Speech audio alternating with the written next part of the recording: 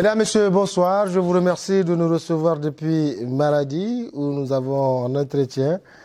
Monsieur le Président du RDR Tchangé, le candidat de l'alternance. Monsieur le Président Mahaman Ousmane, bonsoir. Bonsoir, Monsieur Moumouni.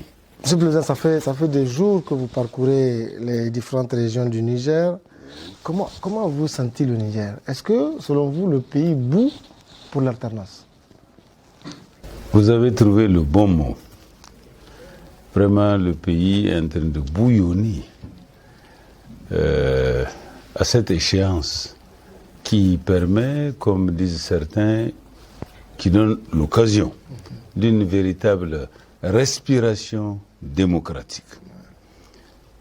Les gens sont impatients de voir changer leurs conditions de vie, de voir changer tout ce qui les dérange dans leur vie quotidienne, dans la vie de leurs enfants, dans la vie du pays tout court. Ils aspirent à un mieux-être. Et c'est tout à fait normal et c'est tout à fait légitime que justement quand des occasions comme ça se présentent, qui offrent une possibilité d'alternance démocratique, pacifique, c'est tout à fait normal qu'effectivement il y ait cette effervescence. Voilà. Monsieur le Président, est-ce que depuis cette campagne, y a-t-il quelque chose qui vous a marqué ou qui vous a impressionné? Oui, l'engouement de la jeunesse et des femmes. Ah oui, c'est vraiment extraordinaire. On n'a pas constaté ça lors des précédents scrutins. Oui, absolument. C'est l'effervescence partout. Oui. Je ne sais pas ce qui a été le déclic pour que la femme nigérienne se sente concernée par la chose politique cette fois-ci. Quant aux enfants, n'en parlons pas. Ah oui, oui. Est-ce parce que la situation est véritablement préoccupante? Est-ce parce que il y a une véritable envie de voir les choses évoluer? Est-ce une soif d'avoir une meilleure condition de vie? Parce que pas tout à fait satisfaisant de la situation, dans la situation actuelle. Dieu seul sait. En tout cas, il y a plusieurs interrogations, mais le constat est le même. C'est qu'effectivement, il y a un engouement, il y a un empressement, surtout une soif de changement. Justement, Monsieur le Président, pourquoi est-ce que les Nigériens doivent s'engager aujourd'hui plus que jamais pour ce changement-là, pour l'alternance? Parce que d'abord, il y a un défi qui se présente à eux. Oui, vous le savez. Le Niger est l'un des pays où la pauvreté extrême est la plus aiguë. Et d'ailleurs, si vous prenez tous les autres facteurs qui touchent, disons, les besoins sociaux du citoyen, sont au rouge. L'alimentation, la santé, le logement, la scolarisation des enfants pour les familles, la retraite aussi, qui n'est pas reluisante pour ceux qui sont à ce stade-là. Quant aux autres, c'est le chômage ou le sous-emploi, la précarité de la vie. Voilà un peu, à mon avis, les ingrédients qui constituent d'ailleurs les soubassements d'un certain nombre de phénomènes. La corruption trouve un terreau à cela. L'insécurité, le banditisme armé, urbain, rural, trouve un terreau, justement, dû à ces facteurs-là. Pourquoi c'est vraiment qu'il faut voter le 21 février? Parce que, au moins, il propose un programme qui est cohérent et qui répond aux aspirations profondes des citoyens nigériens d'aujourd'hui. Il propose des alternatives claires qui collent avec les réalités du terrain. Voilà pourquoi il faut le choisir. Alors justement, Monsieur le Président, votre programme des 7 E, original dans sa conception, est-ce qu'il pourra vraiment mettre le Niger sur l'orbite de l'émergence? Absolument. Absolument. Parce que tout simplement, il a, comme je vous l'ai dit là, l'ambition de répondre aux préoccupations réelles, pas de l'homme de manière absolue et abstraite, mais de l'homme nigérien, du citoyen nigérien, qui vit dans cet espace qui est notre cher pays, le Niger, et qui est confronté aux dures réalités de la vie d'aujourd'hui, qui est fatigué d'une gestion calamiteuse 10 années durant, et qui aspire à un mieux-être, et qui pense que son pays peut mieux faire. Est-ce que vous pouvez nous rappeler succinctement ce programme de 7E? Ah, ce programme de 7E, peut-être avant de vous parler des éléments clés, il est important que les uns et les autres comprennent comment il a été conçu. Il a été conçu d'abord pas au hasard, pas en faisant du copier-coller, comme on en voit ailleurs ou ici même, peut-être. Il y a eu d'abord une analyse de situation, une identification des problèmes fondamentaux auxquels le citoyen nigérien est confronté, et une certaine articulation des solutions à ces problèmes-là, de manière à ce que les uns et les autres de ces problèmes-là puissent trouver des solutions de manière articulée et coordonnée. La résolution de l'un des problèmes facilite le traitement et la résolution de l'autre. Et là également, le traitement, le début de solution, ou même la solution du suivant, aide aussi à résoudre l'autre. C'est articulé, cohérent et complémentaire. Alors, ma priorité dans ce programme-là, c'est tout simplement la question de l'eau. L'eau, tout simplement. L'eau pour l'alimentation, l'eau pour la santé, l'eau pour l'hygiène, l'eau pour les travaux, aussi bien agricoles, pastoraux, que les travaux industriels. L'eau, c'est la vie, surtout dans un pays comme le nôtre, qui est sahélien, désertique, enclavé, et en grande partie situé sur une roche granitique, où des fois la nappe est très profonde à trouver. L'eau est ma première priorité, parce qu'elle facilite le traitement et la résolution des autres problèmes auxquels le citoyen nigérien est confronté. La deuxième priorité, c'est l'éducation. L'éducation, tout simplement, qui est l'élément fondamental pour tout être humain, pour, disons, comprendre son environnement, pouvoir se défendre, pouvoir relever les défis de toutes sortes. L'éducation, c'est une arme fondamentale pour l'être humain. Et mon programme couvre tous les volets de l'éducation, depuis le préscolaire, pour les petits-enfants, au primaire, le secondaire, le supérieur aussi, la recherche et l'innovation. Secteurs, ces derniers-là, qui ont été délaissés dans ce pays-là depuis plusieurs années. La troisième priorité, c'est l'emploi, le travail. Tout simplement, le fait de pouvoir, pour chaque être humain, se trouver dans une situation où il peut subvenir à ses besoins fondamentaux et à ceux de sa famille, ainsi que ceux de sa communauté, ainsi que les besoins de son pays.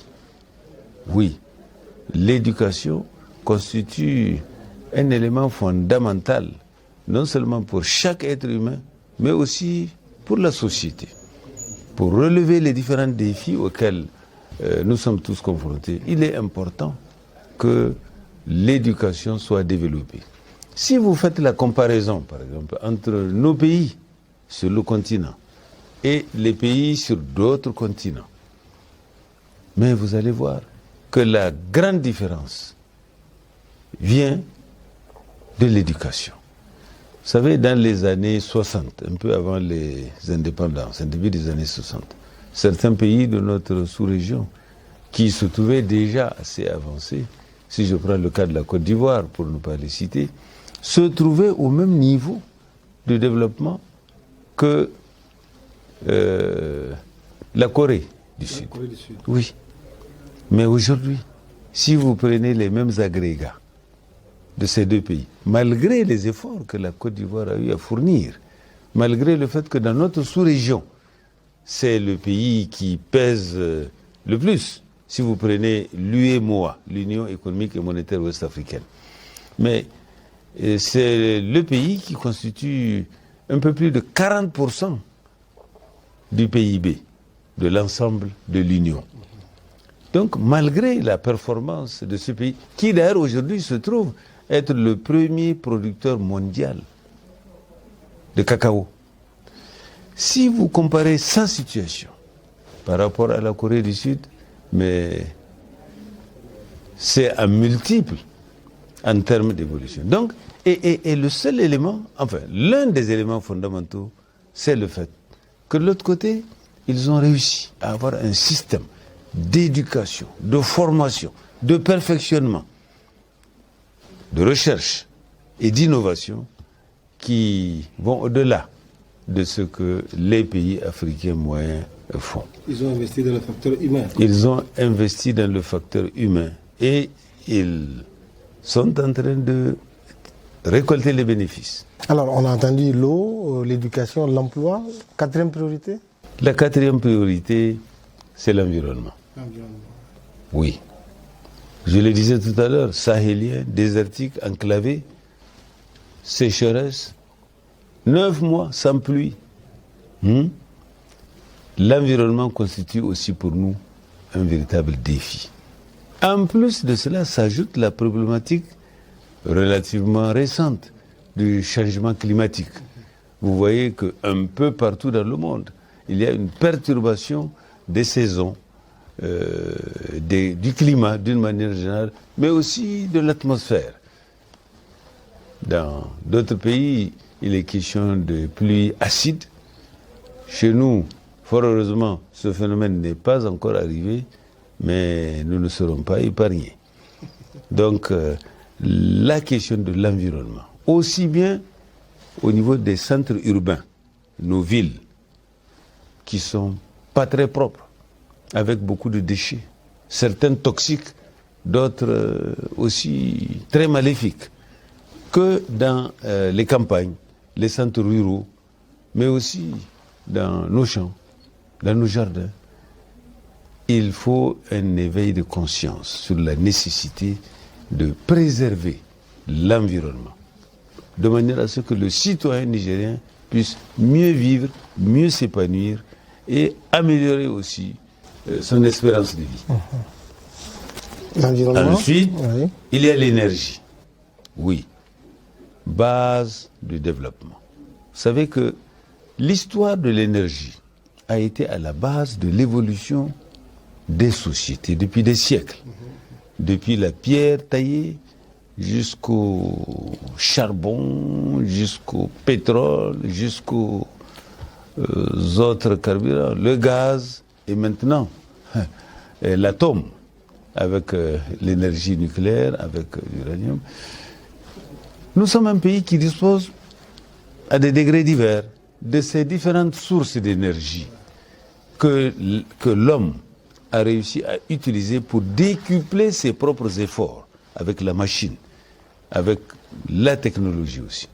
Nous avons le charbon, nous avons le pétrole, nous avons le soleil qui illumine notre pays au moins 9 à 10 heures par jour d'ensoleillement dans chacun des 4 coins de notre cher pays. Mais malheureusement, nous ne l'utilisons pas à bon escient. Oui, alors que la possibilité existe. La possibilité existait depuis. Rappelez-vous, notre concitoyen, dont le nom a été donné d'ailleurs à notre toute première université, le professeur Abdou Moumouni Diofou, a été le précurseur ou l'un des précurseurs de cette affaire-là, que beaucoup de gens ne comprenaient pas à un moment donné.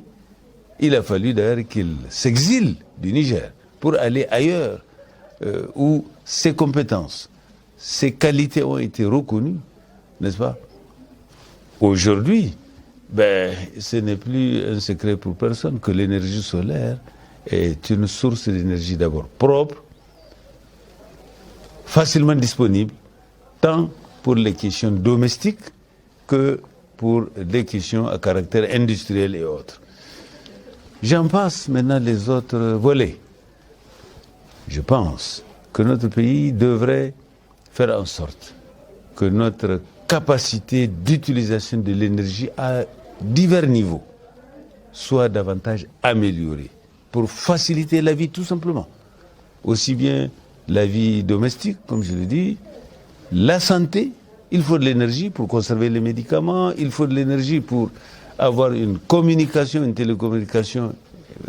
Il faut de l'énergie au niveau des champs, de manière à ce que les uns et les autres abandonnent la hilaire, le daba, pour aller dans un système de production qui soit efficace et qui soit efficient.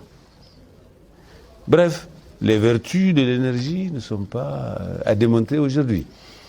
Après l'énergie, il y a la question des infrastructures, la question de l'équipement du pays, les routes et les autres infrastructures. Nous sommes en retard dans beaucoup de domaines. Il y a quelques semaines, j'avais été invité par les étudiants de l'université Abdou Moumouni de Niamey, mais les infrastructures universitaires sont déplorables. Oui, les étudiants sont obligés de se réveiller à 4h, 5h du matin pour aller réserver leur place là-bas dans l'amphi. Sinon, tu ne pourras pas suivre les cours, tu ne pourras pas évoluer. Nous avons besoin d'améliorer les infrastructures existantes dans un certain nombre de domaines. Il y a les routes. Mon ambition, c'est de faire en sorte que notre pays soit totalement désenclavé. La fameuse transsaharienne qui permet de joindre la Méditerranée à l'océan Atlantique.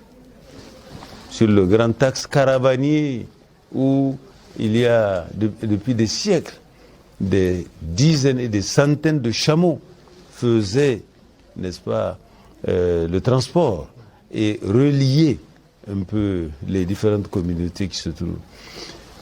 Et l'Est et l'Ouest, frontière du Mali, frontière du Tchad, notre route nationale numéro 1 doit, tout comme l'autre axe nord-sud, avoir un caractère autoroutier, de manière à faciliter la circulation des biens et des personnes sur l'ensemble du territoire national et à faciliter aussi, disons, le brassage, non seulement des cultures, mais aussi le brassage, disons, des produits que les uns produisent ou que les autres produisent et qui peuvent être complémentaires. Ça créera une synergie au bénéfice de l'ensemble de ce pays-là. Sans compter le brassage humain qui facilite la compréhension mutuelle entre les fils d'un même pays qui sont de communautés différentes et qui vont pouvoir davantage sociabiliser, fraterniser. Sans compter le côté industriel. Ah oui, vous avez par exemple actuellement beaucoup de localités où la production est facile. Vous savez, il y a quelques années, j'étais président de l'Assemblée nationale. J'avais créé le Parlement nigérien des jeunes. J'ai pris ces jeunes parlementaires et je les ai amenés à Agadez, jusqu'à Timia, Je ne sais pas si vous avez eu l'occasion, vous, de visiter une seule fois Timia. Mais quand vous êtes à Timia, mais vous avez l'impression d'être dans un pays soit européen, soit méditerranéen. Ah oui, c'est un microclimat qui... Ils produisent des tas de produits. Mais le problème, c'est que c'est trop excentré par rapport au centre urbain. De Timia pour venir à Agadez, déjà, c'est la croix et la bannière. Et tout le reste du pays. Alors imaginez qu'il y ait justement des infrastructures qui permettent à l'ensemble de ce pays-là des facilités de communication, de transport et d'échange. Donc c'est la fin de l'ère des routes politiques en fait. L'autre priorité, Monsieur le Président, après donc, la justice alors. La gouvernance, d'une manière générale, qui touche non seulement la question de la sécurité, mais aussi la question de l'accès du citoyen nigérien de manière équitable aux services publics. Nous sommes un pays républicain. Nous voulons aussi être un pays démocratique. Eh bien, les citoyens, la République, vous le savez, c'est le gouvernement de la gestion des biens qui sont communs. Res publica. Mais un État aussi démocratique, c'est-à-dire un État où la gestion de la cité se fait par le peuple, pour le peuple et avec le peuple. Avec le peuple. Alors, l'un des problèmes fondamentaux, c'est que ces grands principes ne sont pas respectés. Résultat, le citoyen se sent exclu de la chose publique. Indûment, il a droit, mais l'accès lui est refusé. Pour de multiples raisons. Ah oui, d'abord nous sommes une société qui est issue de pas très longtemps de sociétés à caractère traditionnel, j'allais dire avec des pratiques et un contexte quasi médiéval. Donc là, ces aspects de gestion de la cité ne sont pas encore totalement rentrés dans nos mœurs. Ce qui fait que nous rencontrons, d'une manière générale, des difficultés de fonctionnement républicain. Oui, celui qui est au sommet, il a l'impression que tout lui appartient à lui tout seul. Il est un empereur ou il est un monarque, etc. Et que lui, il a droit à tout, mais les autres n'ont droit à rien. Non, ce n'est plus une royauté, ce n'est plus une monarchie, c'est une république. Je vais vous donner un exemple que j'avais cité l'autre jour. Il y a un parti politique dans ce pays-là qui a voulu organiser un congrès, tout simplement. Il en a le droit. Et d'ailleurs, la loi l'oblige à le tenir dans des délais précis. Renouveler les instances, faire les congrès périodiquement, etc. etc. C'est un droit fondamental. Mais à un moment donné, ce parti-là se trouve à l'opposition. Eh bien, il a cherché des lieux publics. Palais des congrès, palais des sports, maison des jeunes et de la culture, Jado Sekou, centre culturel Oumar Ganda, rien n'y faire. Tout lui a été refusé. Il a cherché des espaces publics privés. À la dernière minute, des pressions, des menaces. On conduit le propriétaire à lui refuser l'accès, tout simplement, à ce lieu public payant. Il a fallu quitter la capitale pour aller à travers champs, dans un espace en brousse, pour tenir le congrès ordinaire du parti. Alors vous voyez, ce problème de refus d'accès à des biens publics a atteint un summum. Il faut être proche du monarque pour bénéficier des grâces du bon Dieu. Où est-ce qu'on va aller comme ça?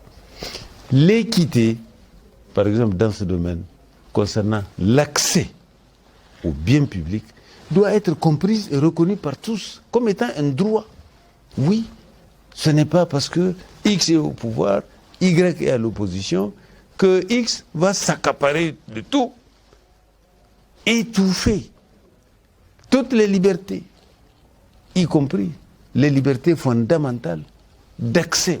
Si je prends la question des marchés publics, oui, vous êtes commerçant ou industriel, l'État fait un appel d'offres pour quelque chose qui appartient à tous.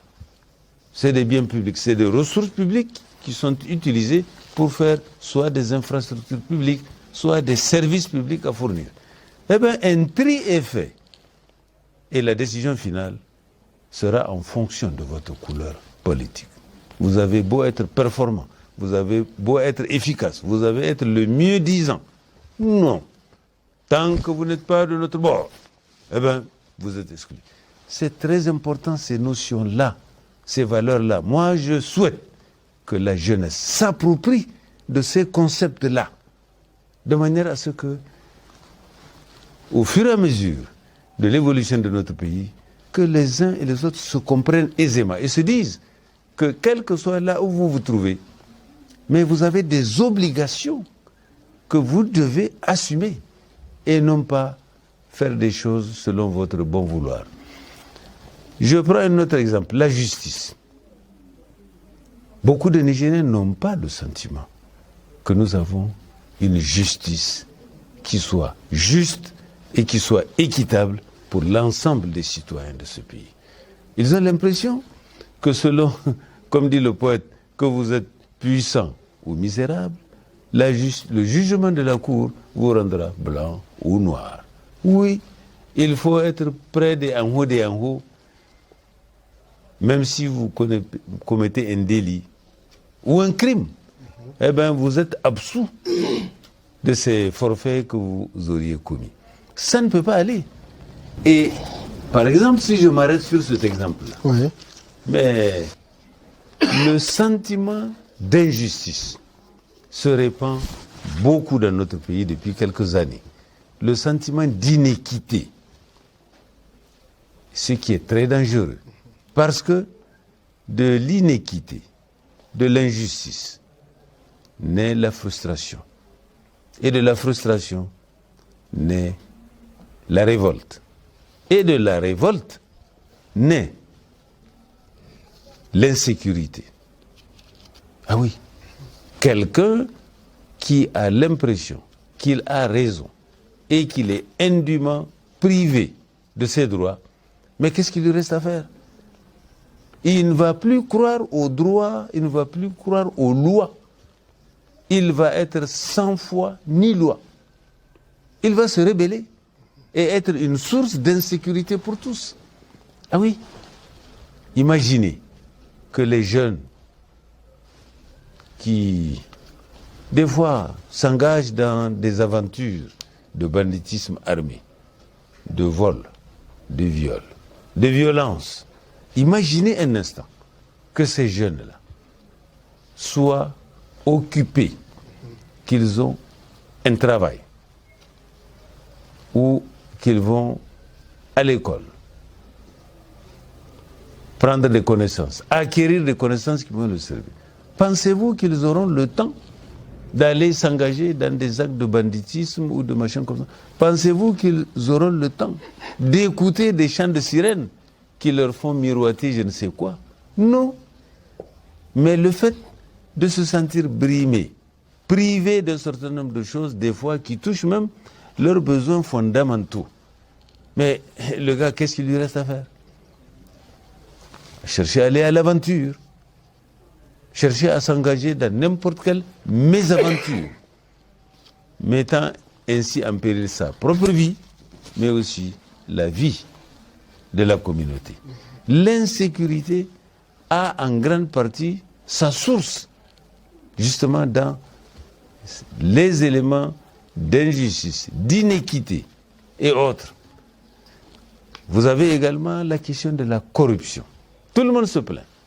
Je crois que nous sommes classés en très bonne place dans le classement mondial de l'indice de perception de la corruption.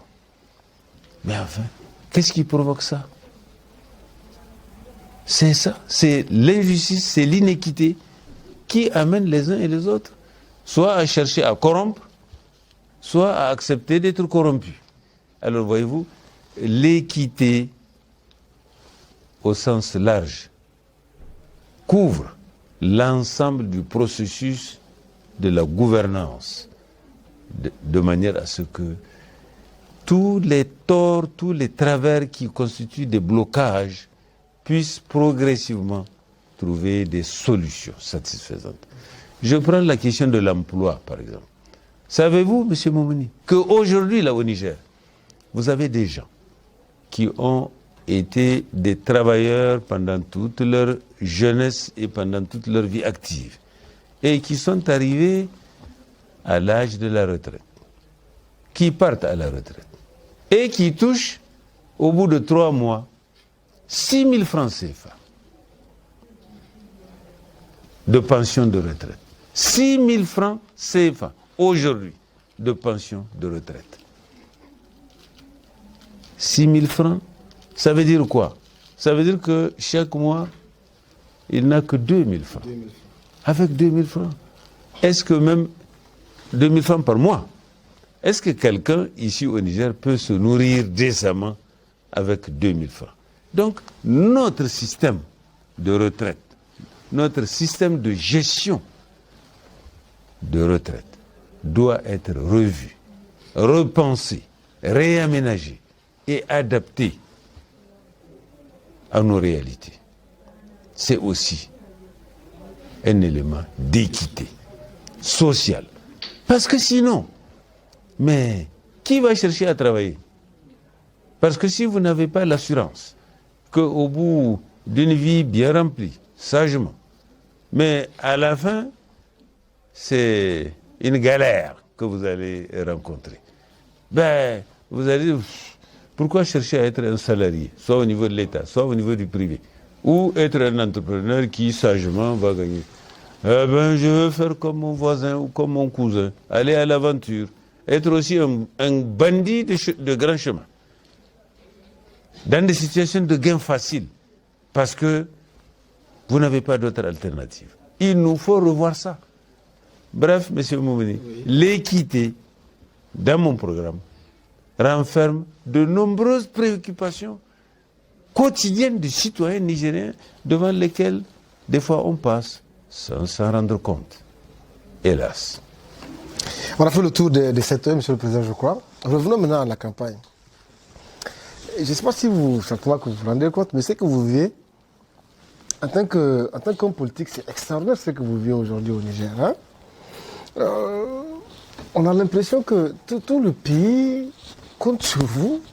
Vous l'avez dit déjà une fois. Tous les Nigériens prennent Momo Ousmane comme leur sauveur. Pour vous, ça doit être gratifiant, non?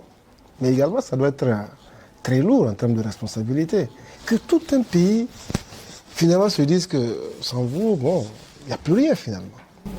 C'est inédit dans une vie politique, ça. Je me suis toujours trouvé dans une situation inédite, dans tout le long de ma vie. J'ai appris certains m'avaient qualifié de Nafarko. Dans leur entendement, ça avait une connotation soit péjorative, soit etc. Mais moi, j'ai trouvé que c'était tout à fait normal, parce que je l'ai entendu tout le long de ma vie. Étant à l'école, ça m'arrive d'être très souvent le premier de ma classe, de ma promotion, etc. Dans la vie professionnelle également. Jusqu'à un certain temps, moi, je n'ai jamais remplacé personne à un poste précis. J'ai assez souvent, pour ne pas dire toujours, été le premier. J'ai été le premier directeur de l'informatique. C'était inédit. Beaucoup de gens ne comprenaient pas ça. Mes correspondances allaient au ministère de l'Information. On dit, ah oui, directeur de l'informatique, c'est quoi ça? C'est la direction de l'information là-bas. Non, c'était nouveau. Ça n'existait pas. X années après, j'ai été appelé à être directeur du BOM. Là aussi, directeur du BOM, qu'est-ce que c'est ça? C'est quoi? On ne sait pas ce que c'est. Ça fait quoi au juste là-bas? Ouais. Encore X années après, avec le pluralisme politique, avec des amis, on s'est retrouvés pour créer un parti politique. J'en ai été le premier président, élu démocratiquement par mes camarades. Conférence nationale, élection, j'ai encore été, de manière inédite, comme vous dites, le premier à être élu dans un contexte pluraliste, démocratique. Et voilà que maintenant, très probablement, je vais peut-être être le premier, après avoir été élu de manière démocratique, à être encore à nouveau élu démocratiquement. Oui, ça sera encore inédit, comme vous l'avez dit. C'est peut-être le hasard, ou peut-être Dieu, qui m'a tracé ce chemin-là. Et j'en suis fier de faire face à des situations chaque fois inédites. Je m'ennuie, moi, dans des rééditions des choses déjà vues. Je suis de ceux qui aiment innover, changer positivement et améliorer les choses. Voilà. Est-ce qu'aujourd'hui, cet engouement, ce fort engouement, on va dire, des Nigériens, à votre égard, en faveur de l'alternance, est-ce que ça a changé votre manière de voir le Nigérien ou le Niger en entier? Est-ce que vous dites que vous ne pensez pas peut-être que le Niger était, ou les Nigériens étaient comme ça? Non, je trouve ça tout à fait normal. Ça va de partout, du nord au sud, de l'est à l'ouest. Je l'ai constaté. Je l'ai constaté moi-même. Je l'ai constaté, oui. Vous avez vu, les arènes sont pleines à craquer. Les gens ne savent plus comment se tenir ou avancer. Moi-même qui affronte la foule, j'ai du mal à... Oui, je l'ai constaté comme vous. C'est un défi. Il faut le relever. Et je pense que nous allons le relever. Grâce à Dieu. On a aussi l'impression, je reviens, vous l'avez déjà rappelé, mais je veux quand même insister, les régions du Niger étaient en compétition pour Maman Ousmane. Chacun voulait être celui qui a le plus mobilisé de militants. Chacun veut être le premier. Comme Maman Ousmane est souvent premier. Ça ne vous fait pas peser quelque chose de lourd, une responsabilité supplémentaire? Même si vous dites que vous vous ennuyez de la routine? Les responsabilités ne me font pas peur. Bien au contraire. Ça me stimule. Et ça, c'est une responsabilité inédite. Absolument. Elles ont toujours été toutes inédites. Les responsabilités que j'ai eu à assumer. Monsieur le Président, imaginons que malgré tout ce que vous vivez, malgré que vous mobilisez des milliers de Nigériens, que probablement tout le monde est d'accord que vous allez être élu le 21 février, président de la République, imaginez quand même qu'on vous déclare perdant. Qu'est-ce qui va se passer? J'observerai les Nigériens apprécier cette situation. Vous dites plus, pas plus? Pas plus. Je suis de ceux qui croient à l'intelligence des uns et des autres, à leur sagesse, à leur perspicacité. Vous savez, le bon sens est la chose la mieux partagée au monde. Il ne faut pas prendre des gens pour des... Je ne veux pas utiliser un terme vilain, mais je pense que les citoyens nigériens sauront faire le bon choix. Le bon choix qui est évident par rapport aux choix qui leur sont proposés aujourd'hui. En termes de programme, en termes de personnes ou de personnalités en mesure de mettre en œuvre le programme proposé. Donc je leur fais confiance et je suis convaincu que les Nigériens sauront faire le bon choix pour l'alternance, pour le changement. Ils sauront le faire parce que moi je constate déjà que les uns et les autres ont assumé. Notre président d'aujourd'hui, Issoufou Mahamadou, a lui-même annoncé que ce serait un plaisir pour lui et une fierté de pouvoir, à la fin de ces 2 mandats successifs, passer le témoin à un président démocratiquement élu. Donc ça veut dire qu'en ce qui le concerne, il n'y a pas de problème. Il l'a dit dans certaines de ses interventions, il l'a dit même pendant des réunions à caractère international, dans ce pays même. Les uns et les autres doivent décoder ça, comprendre cela. Et eux aussi assumer leurs responsabilités. Et oui, y compris ses propres amis. Si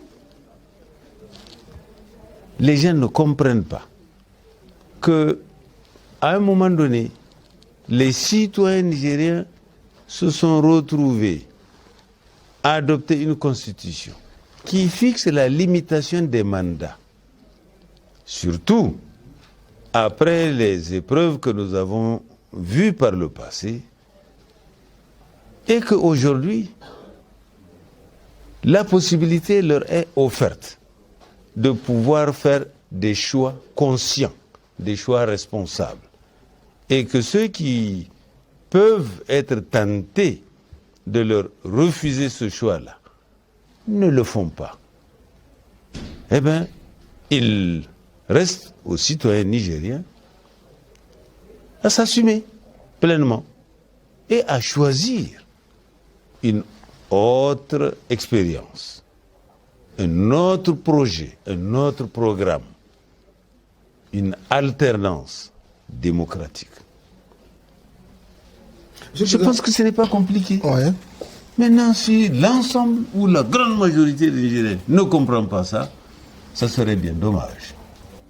Chose que je n'envisage même pas. Tellement c'est évident que aussi bien de l'intérieur que de l'extérieur, qui observent ce pays et qui le comparent aussi à d'autres pays voisins et autres, le choix est clair. L'alternance est une nécessité maintenant au Niger. Pour tous ceux qui savent analyser la situation d'un pays, oui, chacun essaie de faire sa part, d'assumer sa part de responsabilité. Et puis, les uns et les autres passent à l'œuvre et apportent aussi leur contribution. Et c'est ça, la véritable respiration démocratique. Monsieur le Président, merci de nous recevoir si tard lors de votre étape de Maradi dans votre tournée du Niger. Merci et bonne chance. Merci beaucoup. Bon courage à vous. Merci bien. Merci.